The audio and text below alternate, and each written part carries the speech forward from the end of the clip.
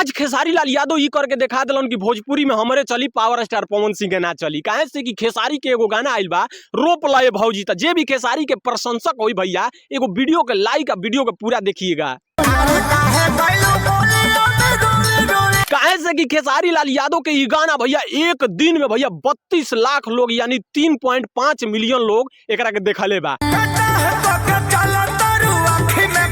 अब भोजपुरी इंडस्ट्री में जब खेसारी के गाना आवेला तो पूरा डंका बज जाला। आ टी सीरीज हमार भोजपुरी यानी भोजपुरी के सबसे म्यूजिक बड़ा चैनल टी सीरीज हमार भोजपुरी से आइल बा।